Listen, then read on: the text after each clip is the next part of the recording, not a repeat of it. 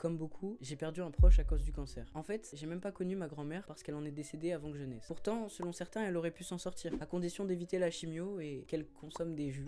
Sauf que ça, c'est le pire conseil. Influenceurs, pseudothérapeutes, vendeurs de rêves, certains sont prêts à tout pour se faire de l'argent, même à mettre en danger des dizaines, des centaines, voire des milliers de vies. Parce que non, on ne guérit pas le cancer en mangeant du fenouil. Sinon, ça ne ferait pas 10 millions de morts par an. Installe-toi confortablement ou sur ton parquet, parce qu'aujourd'hui, on va parler remèdes miracles, mensonges et manipulations. Aujourd'hui, on va parler de jus, on va parler de jus de plantes sauvages. La mort, c'est un sujet qui fait appel à nos peurs les plus primaires et qui est une inquiétude majeure tout au long de notre vie. Mais alors, que faire lorsqu'on se retrouve avec un diagnostic révélant un cancer et une mort potentielle? Commencer un traitement?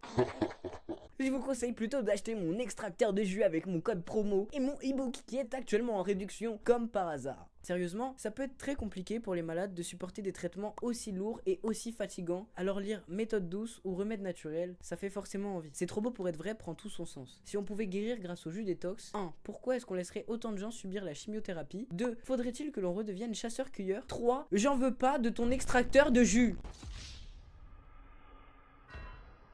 Le rejet de la médecine traditionnelle vient de la peur, et on en a déjà parlé sur cette chaîne. La peur, c'est une émotion passive qui nous rend manipulables. Combinée à la souffrance et à la fatigue causée par le traitement, mais surtout à l'espoir que donnent ces promesses, les malades préfèrent s'orienter vers ces méthodes miracles qui n'ont pourtant pas été prouvées. Malheureusement, comme on parle de maladies mortelles, ceux qui ne suivent pas le traitement adapté ne sont plus là pour dire leur vérité. Être vegan ou perdre ses cheveux, voilà un sacré dilemme. Au-delà des répercussions physiques des traitements, l'impact psychologique est non négligeable. Mourir, subir une amputation ou suivre un traitement éprouvant, les risques sont annoncés dès le départ lorsque l'on va chez le médecin. Les chiffres parlent d'eux-mêmes. Mais qu'en est-il de ces soins naturels? Sur quels chiffres se base-t-il pour affirmer que la chimio ne marche pas, que les médecins vous mentent et que le citron congelé peut vous guérir? Soit sur aucun, soit sur des données erronées ou des chiffres sortis de leur contexte. Alors oui, pas besoin d'être ingénieur pour comprendre que fumer tu veut dire fumer tu. Je vous assure que le brevet suffit largement. Mais comment est-ce qu'on passe de ces évidences au fait que la Wi-Fi va nous griller les neurones? Je dis pas que le progrès soit la plus belle chose qui nous soit arrivée, surtout pas vu le sort de mes ancêtres. Mais il me semble que ça a augmenté nos chances de survie à pas mal de maladies mortelles. C'était mieux avant, c'est une réaction qui nous protège de la vitesse à laquelle le monde progresse. C'est la peur qui parle à notre place à nouveau. Mais la vérité, c'est qu'on ignore ce qu'avant signifie et que nos corps ont beaucoup trop évolué pour vivre comme au paléolithique. Enfin, l'évolution, ça n'empêche pas certains de lire le rapport du GIEC moins bien qu'un singe.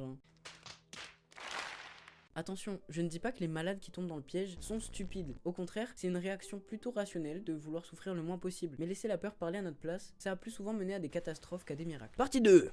On est qu'à la moitié. Loin de moi l'idée de culpabiliser les malades. Face au diagnostic, leur monde s'écroule et ça les rend plus vulnérables. Dans cette situation, qui ne chercherait pas de solution ou d'alternative pour échapper au pire? Des coupables, il y en a, et ce ne sont pas les malades. Il y a des gens qui se font de l'argent sur le dos de personnes mourantes, sur le dos de personnes qu'ils savent très bien ne pas pouvoir sauver. Moi je me demande, comment dorment-ils la nuit? Je le répète, pourquoi laisserait-on des gens subir des traitements aussi lourds s'il suffisait de manger des plantes et de partir en retraite spirituelle pour guérir? Les gourous de la médecine alternative vous diront que les lobbies pharmaceutiques ont tout intérêt à vous mentir et à prendre votre argent parce que, c'est vrai, les traitements peuvent être coûteux. Mais eux, pourquoi monnayer leur savoir s'ils veulent vraiment vous venir en aide? Pourquoi leur jus miracle coûte 40 € la bouteille? Achète mon extracteur de jus, mon e-book. Et ma formation pour devenir OnlyFans Manager et enfin arrêter d'être puceau. Ah non, mauvaise vidéo, my bad. Mais bon, vous voyez l'idée. C'est le même langage, la même mécanique, le même marketing. Des vendeurs de rêves qui se jouent de vos angoisses. Et souvent, ce ne sont ni des médecins ni même des thérapeutes. Ce sont des influenceurs ou des coachs autoproclamés. Des gens qui ont plus d'expérience dans la vente que dans l'utilisation d'un microscope. Et c'est là que les réseaux sociaux deviennent un problème. Parce que ce genre de contenu sensationnel, ça marche très bien. Tu regardes une vidéo, mon jeune m'a sauvé du cancer, et tu t'en retrouves avec une dizaine dans la foulée. Très vite, ce n'est plus un témoignage isolé.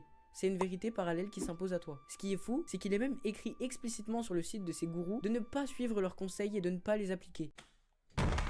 Comment ça, mon ref? Et pourtant, ils vous disent droit dans les yeux que si vous ne les écoutez pas, vous mourrez avant d'avoir le cerveau ramolli par la 8G. Comment dorment-ils la nuit? Il y a plusieurs profils. L'ancien malade qui a guéri grâce au jus, le patient actuel qui ne s'est jamais senti aussi bien que depuis qu'il a arrêté la chimio, et bien sûr, le médecin autoproclamé qui prétend détenir la vérité, mais que les élites cherchent à censurer. Tous prétendent détenir la vérité et pouvoir vous sauver. Tous prétendent, mais alors qui sait? Les médecins formés pendant 10 ans, ou les cobayes de leurs propres expériences à base de jus de papaye. Je lis Wikipédia, référence scientifique indiscutable soi-disant. Il n'y a peut-être pas de gens mal intentionnés. Tout le monde aimerait savoir comment guérir le cancer par une méthode douce. On voudrait tous éviter le deuil et la douleur, mais la vérité c'est que les jus ne vous sauveront pas et qu'internet est une bibliothèque où toutes les informations ne sont pas strictement vérifiées. Posez-vous toujours la question avant d'acheter. Qui remplit ses poches? Qui se fait de l'argent? Et surtout, qui prend un risque? Partie 3, le danger. Des risques, il y en a. Et évidemment, c'est jamais ce que les vendeurs de jus écrivent en gros sur l'étiquette. Leur truc, c'est de te vendre du naturel, du doux, du non toxique. Mais naturel ne veut pas dire inoffensif. Certaines plantes ou compléments ont l'air bénins, mais ils peuvent en réalité interagir avec le traitement. Et là, pas besoin d'avoir fait Polytechnique pour capter que c'est pas la joie. Le millepertuis par exemple a des effets antidépresseurs avérés, tout comme le fait que cela peut mal interagir avec certaines chimios. Pire encore, certains compléments alimentaires censés renforcer l'organisme peuvent en réalité accélérer la croissance de certaines cellules cancéreuses. Le plus dangereux, c'est quand ces méthodes miracles poussent les gens à arrêter leur traitement. Sauf que la maladie ne prend pas de RTT, elle ne fait pas de pause, elle colle à la peau et on ne peut pas s'en débarrasser. Même quand on croit s'en sortir, il existe des risques de rechute. En fait, c'est un peu comme ton ex qui refuse de comprendre que je te quitte, ça veut dire je te quitte. Ah bah, lui on sait où est-ce qu'il a arrêté l'école. Le plus grand risque, c'est de se condamner en retardant la prise en charge médicale. L'effet placebo sert ce genre de discours. Les malades sont convaincus que leur état de santé s'améliore parce qu'ils se sentent un peu moins fatigués, alors qu'en réalité, la maladie les ronge à petit feu. Et ça, c'est le problème des témoignages. Sincère ne veut pas dire vrai. Sincère ne fait pas office de preuve. Ce qui a marché pour l'un ne marchera pas forcément pour l'autre. Il peut s'agir d'une coïncidence, voire même d'une illusion. D'où l'intérêt de réaliser des tests cliniques. Comme je le disais plus tôt, ceux pour qui ça n'a pas marché ne peuvent plus témoigner. Ceux qui sont morts du fait de ces méthodes ont emporté avec eux leur vérité.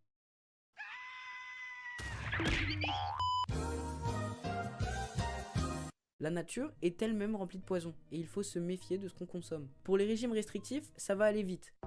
Ça augmente les risques de dénutrition, et là même pas besoin d'avoir été jusqu'au CP pour savoir que c'est pas l'idéal quand on combat une maladie mortelle. Pour donner une idée du danger de ces conseils, une étude faite en 2017 à Yale a démontré que les malades à un stade curable qui n'appliquaient que des traitements alternatifs augmentaient drastiquement leur risque de mortalité. Risque 5 fois plus élevé dans le cas du cancer du sein par exemple. Et là, on parle pas de croyance, on parle de statistiques. On commence à avoir l'habitude sur la chaîne, c'est la dernière partie, alors allons taper sur l'industrie. Parce que oui, c'est un marché, qu'il s'agisse de médecine alternative ou traditionnelle. Qu'on parle de produits naturels, de régime détox ou de pilules miracles, c'est avant tout du business. Les vendeurs de rêves l'ont compris, l'espoir, ça peut se vendre très cher. Parce qu'on parle de personnes vulnérables et bien souvent désespérées, c'est précisément ça d'ailleurs qui attire les vautours.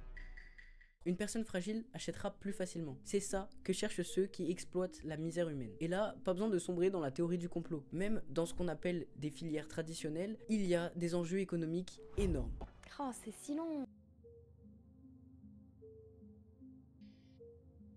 L'industrie pharmaceutique, ça représente des milliards. Et ça, on l'a tous vu avec la pandémie. Évidemment, elle n'est pas exempte de critiques. Lobbying, scandale, opacité, on le sait, et tout ça, c'est rageant. Mais à côté de ça, il existe un marché parallèle encore plus flou et encore plus dangereux, celui des faux médicaments. Vendus sur internet ou sur des circuits illégaux, ce sont des produits trafiqués, non testés, bref, des produits dangereux. Mais d'après les analystes, tout est possible.